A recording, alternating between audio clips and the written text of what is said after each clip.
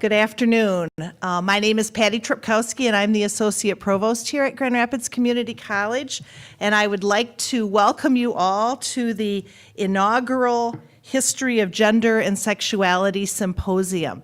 This is the third day of activities, and I'm so glad that you could all be here to participate in this and to be able to think through some of these things with each other. This afternoon, you'll have the pleasure of hearing Professor Gordan Vurusic.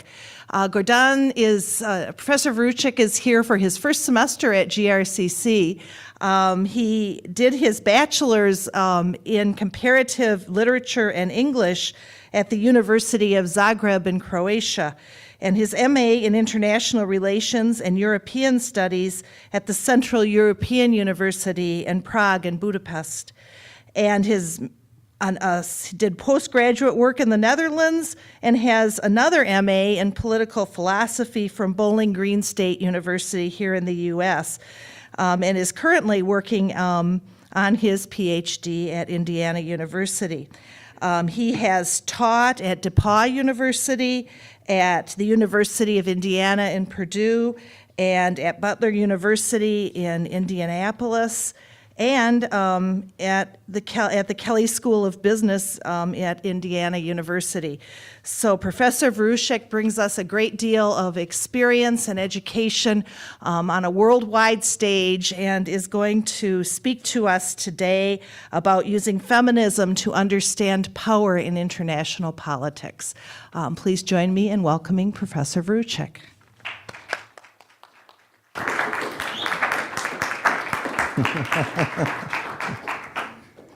Thank you. I wish everybody a very good afternoon. Thank you for coming. I don't know if you see, but I changed a little bit the title. It says Understand Power in Global Politics. I think perhaps many people would think, well, international politics, global politics, this is all the same thing. Right? But I think feminists who study politics would disagree, because they do not think anymore that what used to be called international politics is only about relationship between nations, so it's not international, right? Which would basically assume that only nations interact. Right? But they would like to talk about global politics, which basically they're saying that there are other actors who interact across national borders. Right? So, for example, they're talking about something called transnational actors. Right? These are the actors, for example, non-governmental organizations that interact with their counterparts across national borders. So global politics is becoming a wider term, when we are not only analyzing interactions among states or interactions among governments, but we are trying to understand how whole hosts of actors, such, for example, non-governmental organizations, multinational corporations, so-called policy networks, how all these actors basically influence the stability of the international system, war and peace, scarcity of resources, international economy, or better to say global economy, and so on and so forth. I think my interest in so-called the non-state actors is basically what is driving my interest in feminism. Because feminism is one of the theories, so-called postmodern theories, that are trying basically to address global politics in a different way. It doesn't only want to talk about non-state actors, but it also wants to talk about non-state actors in a different way. Right? It is perhaps better to say that there is not only one feminism, but there are a bunch of feminisms. Feminism has different streams and different schools of thought. Right? But what I'm trying to take away from feminism in order to understand how global politics functions in my research are basically two things. It's a methodology that feminism uses, and I'll talk a little bit more about that, which is the usage of narratives and qualitative methods. And secondly, I'm trying to use something that feminists are talking about, which is the difference between so-called dominant discourse, the discourse that is dominating the study of global politics, and then something else. How do we call something else? Do we call it non-dominant discourse or a discourse that is basically trying to understand international politics from a different point of view. We haven't agreed yet, but for now we can call it dominant discourse and discourse about something else, and I hope I'll be able to explain what that else is. The main purpose of my talk, however, is probably to provide feminism with some kind of science. It's difficult to say whether it's scientific, but some kind of legitimacy, because many people in international relations, so many people who study international politics, or better to say global politics, think about feminism as a nice story, but they do not really know how they would fit feminism as a serious theory in international politics or global politics. So what I'm trying to do in this talk, in my research in general, is basically to provide a certain model that would say, well, here is how we can integrate the thinking, the feminist thinking about global politics into the mainstream of understanding global politics. And here it is what kind of explanatory and predictive powers feminist theory can have. In other words, here it is how feminist theories can help us out in understanding how the world works, right? How the world of politics works. Why is feminism not legitimate, or is not perceived? I would rather say it's not perceived as a legitimate theory in the context of study of global politics, right? I would argue that it is not perceived because it usually cannot very strongly answer the following questions in international politics, right? When you go to political science conferences and you come up with a feminist paper, it's always a very strange conversation. After you give a paper, the audience is looking at you very strangely and they start asking you these questions. Right? So why are you talking about gender in international politics? Isn't international politics gender neutral? What does gender have to do with the war and peace, which are the most important, at least have been the most important part of studying international politics? What does personal identity, such as, for example, your gender, have to do with international politics? And people do not, I mean, many people cannot really wrap their mind around that. So why gender? Why are you talking about feminism when talking about feminism cannot really tell you anything new about international politics? So what does this all have to do with solving the real world problems, right? What does feminism have to do with solving real world problems? How can you basically use feminism in order to solve the world problems, right? And I think many people who study feminism do not have a very good answer to these questions, right? So I'm proposing here a sort of a model that would basically try to address these questions and that would tell us, here is how we can do it. Here is how we can do it by using feminism, and here is why we should do it, right? Here is what kind of added value the feminism basically creates for understanding international politics. You have to say that all of these questions, these first three ones, right? All of these questions are basically asked in the context of so-called high politics, right? Politicians and political scientists have traditionally divided politics into so-called high and low politics, right? High politics is the one in which you deal with the issues of war and peace. And these are the traditional war. It's a war between nations, right?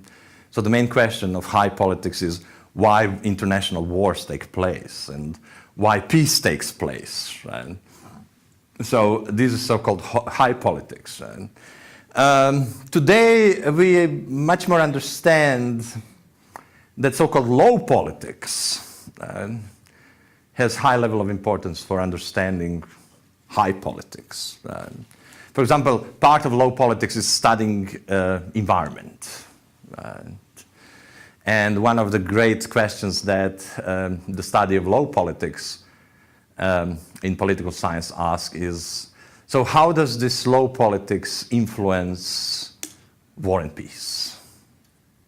Today also we are much more interested in intrastate wars, in the wars that take place within countries, civil wars. Although many of my political science colleagues were telling, civil wars. That's not a really precise term, but that's for another occasion, right? But we can think about intrastate wars as civil wars. Why are we thinking more about intrastate wars? Because 90% of the wars that we have today are intrastate wars.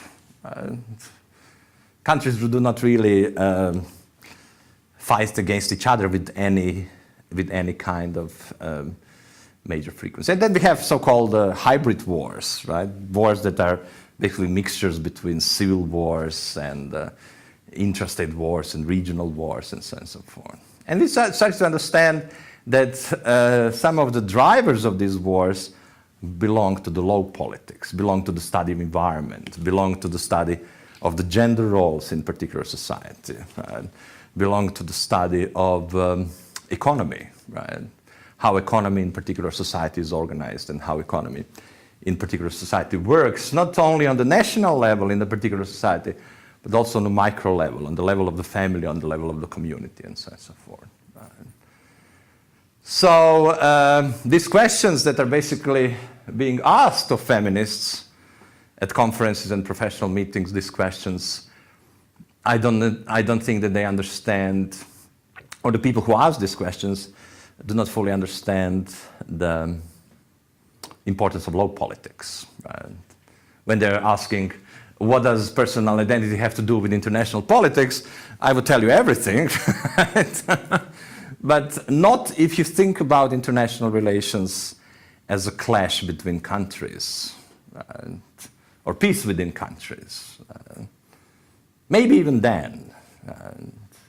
But more importantly, it has to do with civil wars, it has to do with local economies, it has to do with border issues, all the very interesting things that political scientists are researching right now.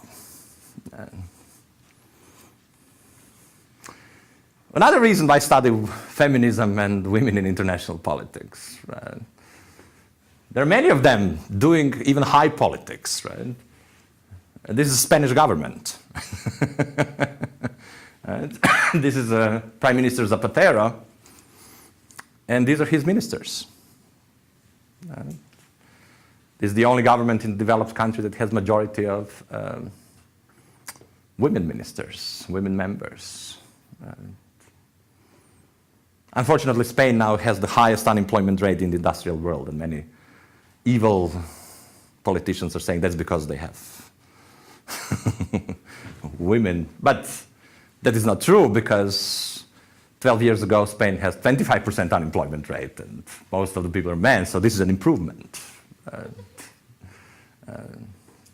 So women are not only, and thinking about feminism is not only situated in low politics, but look, this is the Minister of Defense. And what is defense then? Very high politics. The highest politics you can have right, is the politics of war and peace. Women also very much participate in high politics through different roles. Women are terrorists. Right? The recent study of suicide terrorism by Richard Pope from Chicago University pointed out that 40% of suicide terrorists are women. And many of them are not religious extremists. Many of them are highly educated, very worldly persons, right? Black Panthers, right? The Chechenian Black Widows, right? Black Widows, the Chechenian terrorist group, is all women, right? And they are widows from the men who were killed by the Russian military during the war in Chechnya, right? And they perform suicide attacks. So women very much participate also in high politics. It's not only about low politics. Women are soldiers, right? In Israel, women serve, for example, the same military as men, mandatory, although with a shorter period of time than remember. This is, of course, an American woman soldier. And this is a demonstration in Jerusalem, right? Israel has 6 million people, 1 million of them are Arabs. This is Jewish and Arab women basically demonstrating for peace between Palestine and Israel. So why do we study feminism, right? Why do we study women? Well, plenty of reasons. Why do we study feminism? Well, we study feminism because it gives us something, it gives us a value added about understanding international politics or global politics. And at the same time, we find women pervasive not only in so-called low politics, not only in non-governmental organizations, not only in organizations dealing with environment or social issues and so on and so forth. We find them everywhere in dealing with high politics too. So how has power, how has international politics been traditionally understood? Right? Before really feminism launched its critique. Right? There are basically three paradigms of understanding power in international politics, or understanding international politics, or global politics in general. Right? One is called Neo-Realism, liberal institutionalism, social constructivism. And Neo-Realism and liberal institutionalism basically are much more similar than basically it looks on the surface. I always decide to analyze these paradigms of understanding global politics. And paradigm is nothing else but the set of assumptions. Right? So if you think what set of assumptions does a certain paradigm make about global politics? That's the question that these paradigms are trying to answer. Right? So I usually break these assumptions on several levels. The first one is the level of analysis, right? And that's for Neo-Realism. The Neo-Realism tries to approach the international system. It asks how the structure of international system influences the likelihood of war and peace, how the structure of international system influences its stability. And then it has 3 or 4 types of structure, saying, well, unipolar systems are more stable than multipolar systems and so on and so forth. So what is happening in Neo-Realism on the level, in the first assumption of the level of analysis, is basically trying to understand how the structure of international system, which basically means how many powerful players, how many powerful countries there are in international system, how this number of powerful countries and their relationships influence the likelihood of war and peace. Or Neo-Realists would call it the stability of the international system. Neo-Realists also make assumption about the international system, about its nature. Right? They ask themselves, so what is international system like? What is the nature of international system? And they're saying it's anarchic. I don't know, guys, if you read Hobbes, then you perhaps remember the state of nature, and Hobbes is arguing that the state of nature is basically a place and time where a life is short, idiotic, and brutish. And Neo-Realists take this from Hobbes and are thinking that international system is basically a state of nature. Where life is idiotic, brutish, and short. For both Hobbes and Neo-Realists, anarchic doesn't mean chaos. Because state of nature as well as the international system, they do have some kind of a pattern of behavior. Right? War is never really a chaos, it's always a system. So when Neo-Realists and Hobbes talk about anarchic system, they think that there is any kind of institution in the world that can basically create a social order in this international system. Right? So when international system is anarchic, that basically means there is nobody or nothing, right? Like government in domestic societies. There is nobody or nothing who can basically impose order in the national society. So Neo-Realists are saying states in the international system are in the self-help system. There's nobody else to help them. They have to help themselves. That's why, according to realists, you have arms races. Why do countries arm themselves? Well, they arm themselves because they are afraid that somebody will attack them anytime.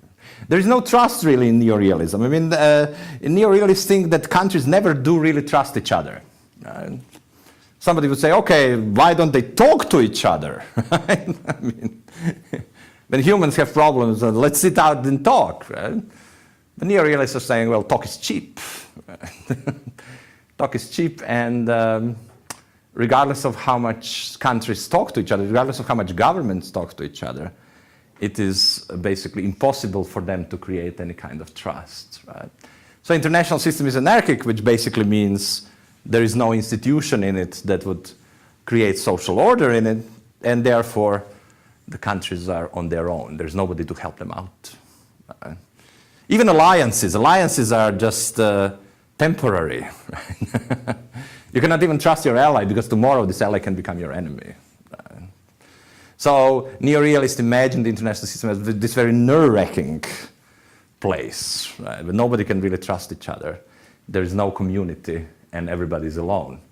And who are the main actors? States. And for neo-realists, states are not only the main, but the only actors. If you talk to a neo-realist, and they will tell you, of course, we know that there are other actors in the international system. The states are not the only one. There are international organizations and individuals and so on and so forth. But these actors do not matter. We can still, they're saying, we can still explain how international system works based on relationship between states. And what is that relationship for them is pure balance of power. Right? What it is that the states do all day, they all the time calculate how to balance each other's power, right? Whether economic power, mostly military power. Right?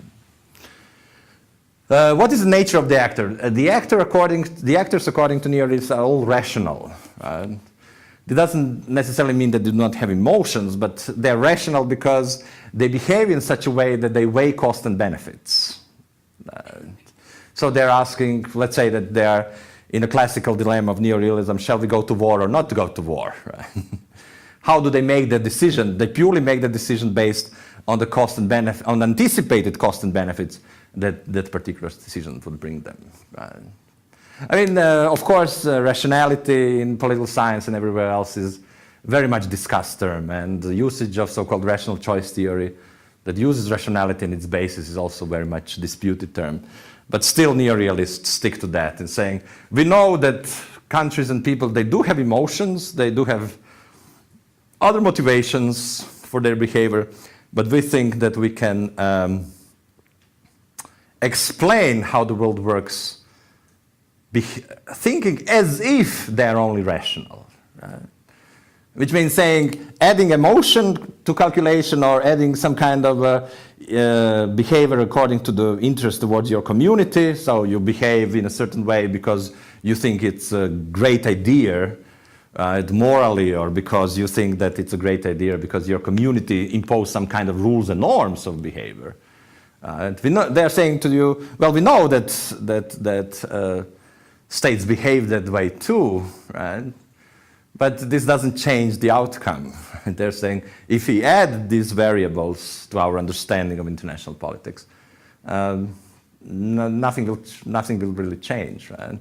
So we want to have the minimum variable, and this minimum variable is basically rationality. Liberal institutionalism. Liberal institutionalism has a little bit of a problem, not a little bit, but liberal institutionalism has a pretty strong problem about realism understanding states as so-called unitary actors. Right? Liberal institutionalists are saying, well, states are not really like billiard balls. Right? They do not function that way. States live inside too. They have internal lives. Right? They do not have only these outside lives.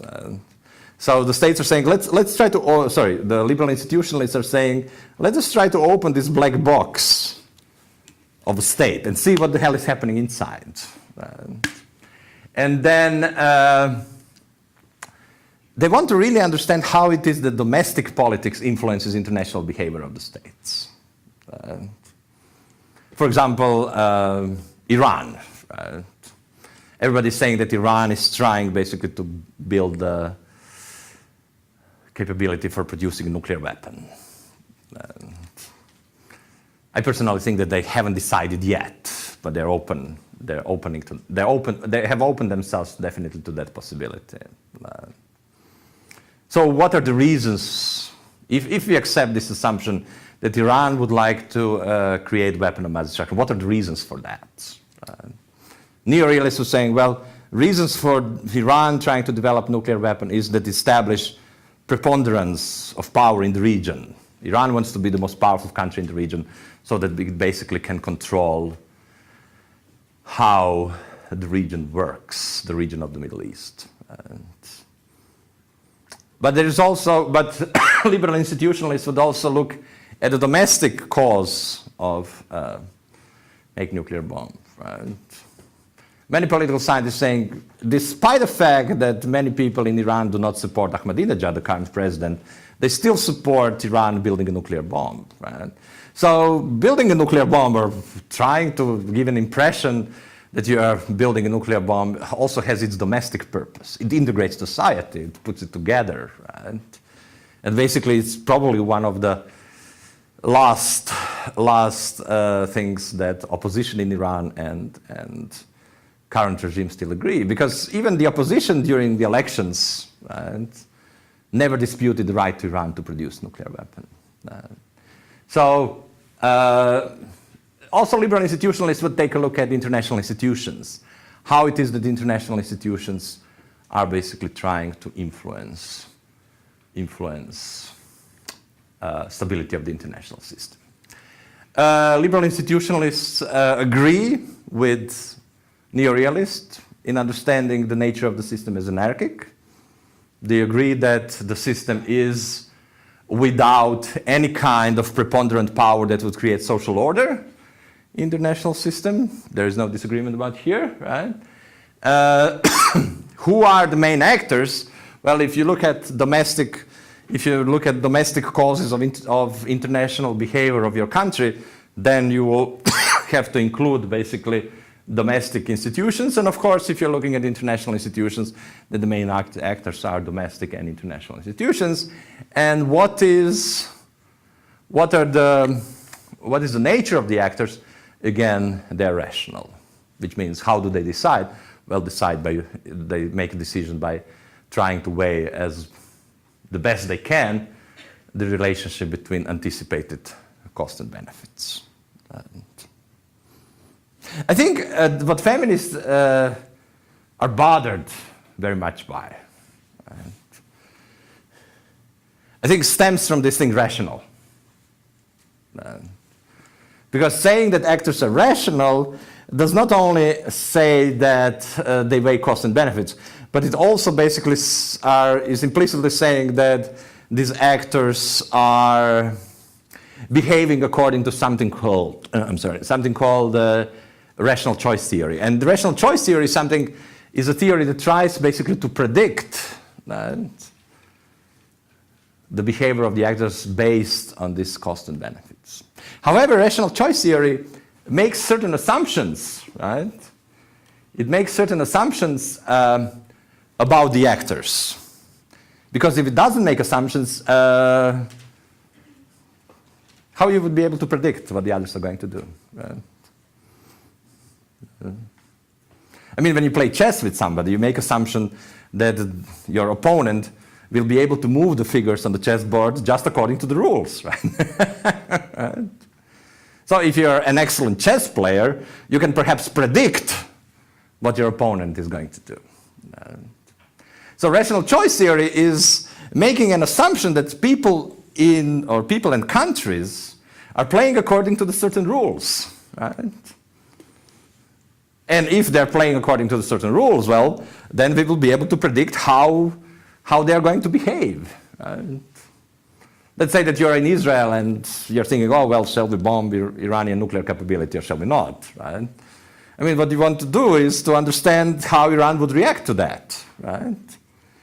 And in order for you to be able to predict how Iran is going to react to that, what happens basically is that you have to accept these rules of rational choice, and you have to assume that Iran will also react rationally if you are using the rational choice theory. Right? So the first self-explanatory assumption is, what is rationality? Well, rationality is the relationship between costs and benefits. That's the basic assumption. Right?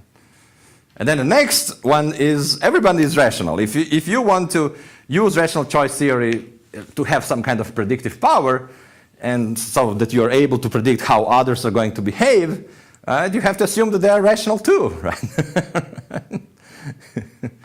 That they will not make sudden moves, right? Or that their moves will not be basically based on emotions, right? Or something else. But that in their behavior all the time, they will have some kind of strategic goal in mind. Now, I think the most controversial assumption of rational choice theory is that everybody's preferences are constant. They never change. If you think about decision-making situation, your preferences always remain the same. I don't know, if you fly in jumbo jet in transatlantic flights, then they'll ask you chicken or beef for dinner. And it's terrible because they're both robbery, right? Both chicken and beef. But rational choice will tell you that you will always choose chicken because your preferences never change. Because if your preferences change, how on earth am I going to predict what you're going to do? You're sitting at home and your wife or your husband is flying in the plane and you're thinking, oh, now he's above Greenland and they're just serving dinner and he must be ordering chicken, right? I mean, you're assuming here, right, that your husbands or your wives or your friends or your sister, brother, whoever, preferences are constant, right? You can say, honey, I put you chicken in the brown bag because you like chicken. I know that you always prefer chicken to beef. Right? So what is happening is, and that's one of that's I think the assumption that feminists has most trouble with. Right? They're saying, how on earth can you say that people's preferences do not change? Right? Of course they change, people learn. Right? There's a process of what feminists call social learning.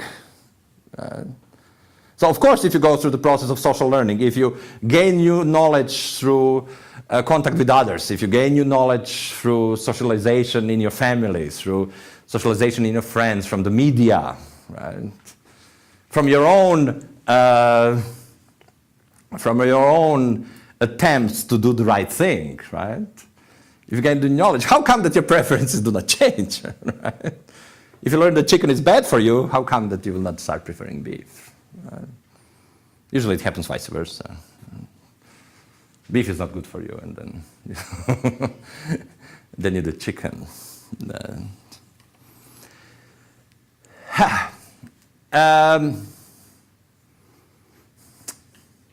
What started to happen in the middle of 1980s in the study of international relations, and or global politics, I should say, and much before in sociology, anthropology, ethnography. Right? And you have to remember that political science is not really original science. We just steal the best stuff from everybody. Right? So we didn't come up with constructivism, right? That sociologists came up with constructivism, right? But then anthropologists were using that even before, without even calling it constructivism. Right? I think in the 1960s it was called critical theory. Right? And now people in all humanities, right? My colleagues in the social science department, historians, are using something that I never heard them talking about constructivism, but I think what they are talking about could be called constructivism. Right? So, and asking if we apply the same scheme about assumptions as we did with Neo-Realism and liberal institutionalism, what is the level of analysis for constructivism and from my own thinking about it, I would say it's a social group. It's a social group. Why a social group, right? Remember that Neo-Realism had the level of analysis for the international system. But that's not enough for constructivists, because they ask themselves, so what is the international system? Or even better, they ask themselves, what does the international system mean? What is the meaning of international system? Why is it important for us to know that countries are working in the international system? And if you have a social group, right, that meaning, according to constructivism, is constructed by the social group. So what international system mean? Does it mean a good thing? Does it mean a bad thing? Do you feel warm and fuzzy about it, or indifferent, or cold about it? How you are going to behave in and towards the international system is not a given. It's not coming from the sky above, right? It's coming from the meaning that the international system acquires in a particular social group, right? And I think constructivists would argue that social group is the state. Government is a social group, right? We are here a sort of a social group, although we don't know each other very well. So whenever you have a group of people who construct meaning about what they are doing and who they are, that's something that is interesting, because constructivism is a social group, right? And each of these groups basically constructs stories, narratives, right, in order to justify their existence. States construct narratives. Why is it, when state asks itself, why is it that I exist? Right? It tells you a story about it. Right? It tells you that I exist in order to protect the people, to give the people health care, especially in Europe, though, right? Or if people ask themselves, if the state asks itself, or government asks itself, why do I exist here in the United States? Well, I don't know, it would have a good answer, but to defend the freedom of the people, I can say. So the social groups, whether they're states, communities, small groups, non-governmental organizations, policy networks, and so on and so forth, these groups construct meanings for themselves about the world around them and about their own identity. And that's why constructivists call themselves constructivists. Because they want to understand how it is that meanings that we have about each other and meanings that we have about the world, or what the world means to us, is constructed. Right? I don't know, I was in the war between Croatia and Serbia from 91 to 95. And then we had a visit from a constructivist over there, Alexander Ven from Ohio State University. And he said, you guys, you Serbs and Croats, you should rewrite your history. Because why is it that you fight with each other? It says you fight with each other because of the meaning that you have for each other, right? You see each other as a threat. That's the meaning that you give to the others, right? And where's this meaning coming from? He said it's coming from your written history, right? So if you rewrite your history and, let's say, imagine that people start from scratch, right? And forget the history that existed before, there will be new meaning between your two nations, right? If you go to Syria, if your car breaks down, it's British fault, right? Why? Because of the meaning that Britain has as a former colonial power. Syria, which is guilty for everything. What is the meaning that the United States has for Croatia or for Great Britain? It's the meaning of the protector and the friend, right? What is the meaning that the United States power has for Iran? It's a threat, right? Not as Americans personally, but definitely as American government. But what is the meaning that Israel has for Iranians, right? It's the meaning of being an enemy. Right? So constructivists are saying that the meaning that social groups construct about each other, right? And there are a bunch of methods of constructing. They construct about each other, influence the stability of the international system, influence how the war and peace are conducted, or whether there is war and peace, and there is the civil war and conflict, and so on and so forth. So what is the nature of the system depends on that social construction, right? You cannot say the nature of the international system is anarchic, right? You have to, constructivists would ask you, so what does the anarchy mean, right, for the international system? What is anarchy? It's not something that is given from the sky. It's something that social communities do construct. Right? Who are the actors? All social groups are the actors, right? Everyone who creates a social group according to constructivism in the world basically does act in international politics. And what is the nature of the actor? They most of the time act according to the logic of appropriateness. Right? They are not rational robots according to constructivism. They're not the ones who weigh cost and benefits all the time in order to make a decision. Right? Logic of appropriateness means they act according to the rules of the community into which they belong. Right? So if the rule of the community to which you belong means that you should act rationally, that you should act according to cost and benefit analysis, then yeah, I mean, that's the logic of appropriateness. Right? But constructivists are really thinking about this social environment, right? How does this social environment basically influence your behavior and your meaning, right? Another part of this social behavior is what one constructivist called logic of persuasion. Right? In logic of persuasion, if you're a member of the community, and if you apply the logic of persuasion, it's not the one who wins in conflict. Is not basically the one who has the most power, but is the one who has the strongest argument, right? The one who can basically persuade more strongly. Right? So constructivism was very much revolutionary in political science for basically trying to understand the behavior of global and international actors in a different way. Right? Trying basically to understand how this social environment and how the meanings about certain things in global politics basically influence the behavior of these actors. Feminism is building on that. Feminism is building on constructivism. Feminism is accepting constructivism. Feminism in political science, or better to say feminism in the study of global politics, builds on constructivism. Feminism is really interested in understanding how actors behave according to the logic of appropriateness. It's really interested to understand under what conditions, or the conditions under which actors use different modes of behavior, whether they behave because this is just a great thing to do, morally or according to the community, whether sometimes they behave strategically, despite the interest of their community, they pursue their personal interests, right?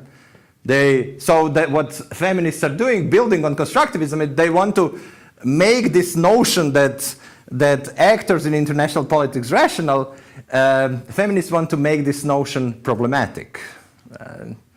They're saying, well, sometimes they're rational, sometimes they're not. Right? Let's find out when it is the one and when it is the other. Gendered power, right? I think it's a gross simplification to say that feminism think that women are more peaceful, and therefore, if women rule the world, that the world will be better off.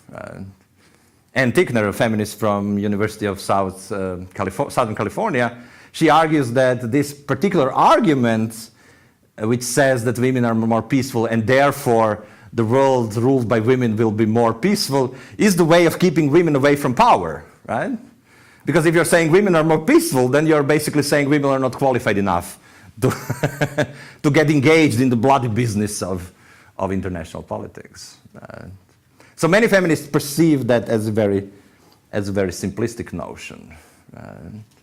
But there is definitely something that basically plays into so-called gendered power. The gendered power is a notion that understanding of power and exercise of power depends on the gender sometimes. So understanding of power as pure competition, as what game theorists call zero-sum game, in which basically if I win, you have to lose, and if you win, I have to lose, right? Like in sports, right? This is a typical male understanding of power. Right? And Tickner writes that female understanding of power could be also understood sometimes as a zero-sum game, but other times it can be understood as basically giving respect to others or empowering others. I think if you listen to foreign policy speeches of President Obama, you could hear the feminist theory of international politics. To Iran, he said in his inaugural address, if we are going to give you our hand if you unclench your fists, right? So we are basically giving you an opening, right? We are giving you an opening in which we are ready to respect your desires, and let's see what kind of compromise we can find out. Right? So feminists are saying the understanding of power as purely military power is not an objective understanding of power. Power does not have to be a military power. It can be something else. Power of respect, power of integration, power of inclusion, right? Including others, including those international community who have been excluded, right? And sometimes different understandings of power depend on the gender itself, right? So this assumption that we objectively understand what power is, feminists try to make that problematic because they're saying this is so-called dominant discourse. This is what dominates discourse on international politics, but this is not really objective. This is just one way of understanding power as a military power, right? Because there are others. Use of narrative discourse as opposed to formal scientific methods, right? I don't know. I know many scholarly feminists, and they always tell me they like stories. Right? And I ask, so why do you like stories? And last year I was speaking with Anne Orford. She's a professor of international law in Australia, and she said, and she writes these books which basically tell a bunch of stories about humanitarian intervention and so on and so forth. I said, why? I said, I really like your books, but why is it that you're not using so-called scientific methods, models, right? in order to get your point across? And she said, because what it is that people, everything that people can tell each other, they're telling in stories. Right? So telling stories is basically the most natural medium of human communication, she's saying. And in my research, I show a bunch of institutions and a bunch of groups always try to justify and explain their existence by constructing stories about themselves. Right? So many feminists are telling you, so what is more natural than studying stories? As opposed to creating some kind of formal models, and you guys don't have to know details about formal models, but political scientists usually have something called independent variable, which is sort of a cause, but not really a cause. But let's call it a cause. Right? That cause is something else. Right? Feminists would say, let's say a story about that. Right? Let's see how it basically naturally flows. However, many people are saying, many critics of feminism are saying, well, just by telling stories and by giving all these contributions, it still is not, feminism, it still doesn't have as great explanatory and predictive power as other mainstream ways of studying international relations. Neo-Realism, liberal institutionalism, right? These are the mainstream ways of studying international politics. So I thought of coming up with a model, and there are others who contributed to that. So coming up with a model that would integrate concerns that feminists have. and this concerns about, especially the concern about the context, especially the concern about gendered context, right? In terms of how does it differ if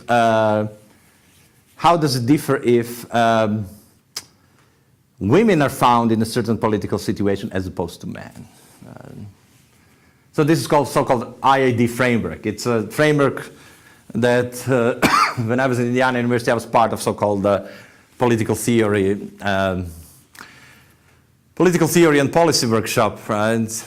And a bunch of us, led by Elinor Ostrom, who just recently got a Nobel Prize in economics, we developed this particular framework. It's called institutional analysis and development. That's why I do. So rather, basically, than trying to understand how people and states and other groups act in the international arena based on male notions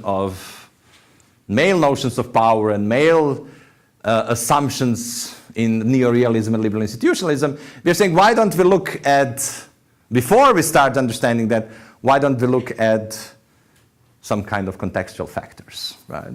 Because rational choice theory, which is the basis of liberal institutionalism and Neo-Realism, never looks at this contextual stuff, right?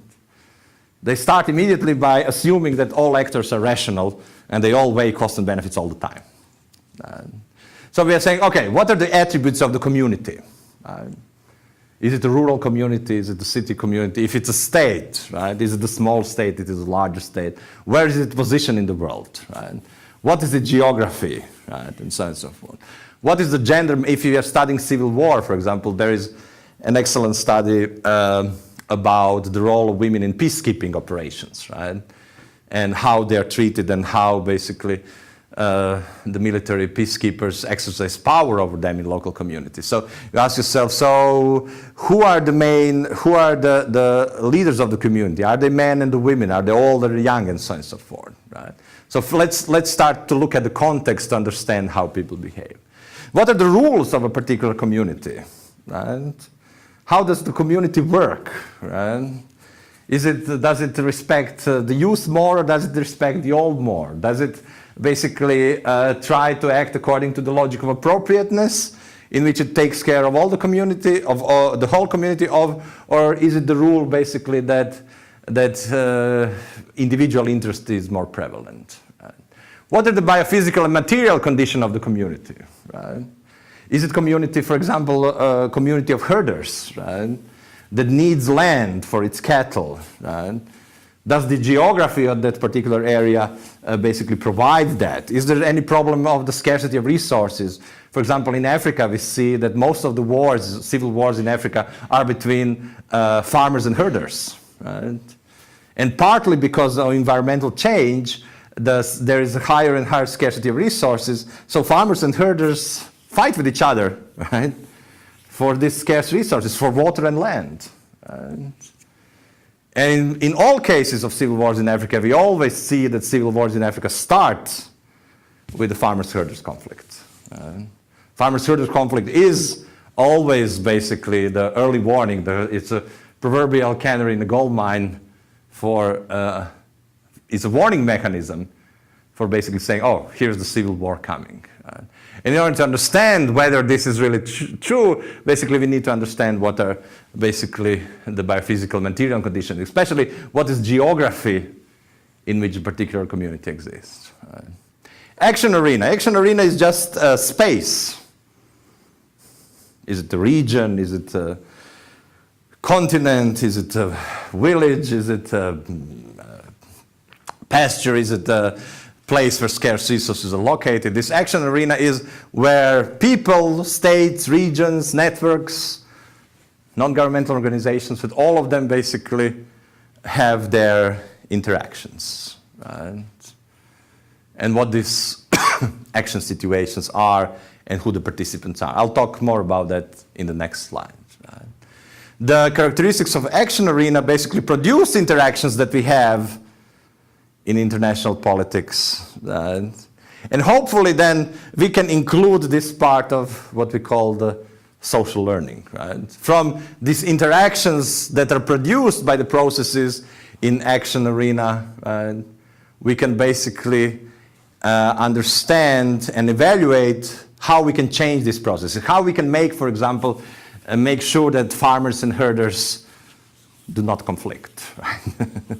So that it is not the start of the civil war. How it is that we can make sure that women in the countries with United Nations missions are not used as prostitutes, for example, and so on and so forth. So we try to establish this evaluative criteria and then basically bring this social learning basically to back to the context, because the context then can change how people interact in action arena. Let me just focus a little bit more on the action arena so that it is clear to all of us, right? Action arena has these action situations, right? And what kind of outcomes action situations produce basically depends on at least these 7 factors, right? Who are the participants in action situations? Men, women, young, old, what are their types? Are they cooperative types? Are they belligerent types? Are they basically fighting for scarce resources? What is happening there, right? What are the specific positions to be filled by participants? Who, in other words, who are basically the leaders, right? Who are the followers? Who are the ones who support peaceful solutions? Who are the ones who support belligerent and war solutions, and so on and so forth, right? What is the set of allowable actions and their linkage to outcomes, right? Some communities, some states, right, act according to certain rules, especially in conflicts, right? What is allowed in a particular conflict? What is not allowed? Is rape allowed? Is not allowed? Is it basically the usage of weapons of mass destruction seems as socially acceptable? Under what conditions, and so on and so forth, right? Number 4, the potential outcomes that are linked to individual sequences of actions, right? In other words, if we have certain sequence of action that leads to a certain conflict, right, in international politics or basically in civil wars, right, what is the sequence of these actions that lead to that particular conflict? In other words, for example, what is it that farmers and herders, what are the steps that farmers and herders have to go through in order basically so that this results in the civil war, right? Because if we understand the steps, hopefully we can address these steps and prevent farmers and herders from not entering the civil war. Right? What is the level of control each participant has over choice, which is basically to what degree they are succumb to the rules of the community itself, and to what degree basically they can exercise their individual choice. Right? What information do they have about the structure of the action situation? What information do they have about the potential outcomes? This also very much influences how they're going to behave. And what are the costs and benefits of each action, and whether they have information about it. So what we are proposing here is, rather than assuming that power in international politics, and when I talk about international politics, I mean very wide range of phenomena, from civil wars, from environmental pollution, from struggle for scarce resources, from international wars. So when I talk about international politics, I think about all of these phenomena. So what we are trying to say here, or what feminists critique is trying to say here, let us try basically to make understanding of international politics more complex. Let us try not to assume that power is just this a very simplistic notion. It's just defined by this very simplistic notion of military power and of force, right? Let us basically try to understand how different types of the people, how different types of actors, how different genders basically influence the outcomes and the causes of especially conflict in global politics. And if we do that, we will be much better off in basically addressing the causes of conflict and perhaps preventing them. That's my talk.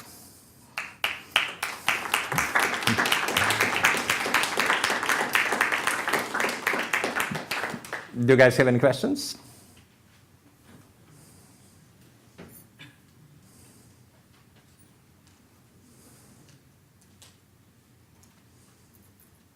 Yeah, there's one. Stacy, there's one. Sorry. Saw that hand. You mentioned several different paradigms that are helpful for political scientists to understand. Or they have been using them. Okay. Yeah. Mm-hmm. Okay. How much of those paradigms, or which types of paradigms, do diplomats, say the United States Secretary of State, how much do they sort of apply those more academic theories to what they're doing? Like, do they sort of position themselves within those paradigms? Oh, yeah, very much How so, conscious yeah. of those are they? I mean, obviously depending on, for example, the Secretary of State, but I would say very much so. If you think about Madeleine Albright, right? She's used to be Secretary of State during Clinton administration, right? And she was a professor of, I think she still is a professor of political science, previously at Columbia, and now she teaches at George Washington. Right? And she is a realist, so neo-realist. And I mean, it's not really important for me to explain the difference between the two. It would take us too much time. But she's a neo-realist. She understands international system in terms of the balance of power. I was participating, for example, in negotiations between Croatia and Serbia during the war between Croatia and Serbia from 1991-95. And it was well known that that Warren Christopher, who was at that time Secretary of State before Madeleine Albright, also during Clinton administration, basically also under his leadership, the United States wanted to establish the balance of power between Serbs and Croats and Bosnian Muslims in Bosnia itself. So thinking about balance of power that basically comes from neo-realism is very much prevalent, yes. And if such powerful people think that this is how the world works, then the world will work that way, right? So these paradigms are not something that crazy political scientists came up with in their bad moments, right? This is something that, yeah, very much influences how the world works, because the powerful people adopt or do not adopt a certain paradigm. Okay, thank you. Yeah. Anybody else?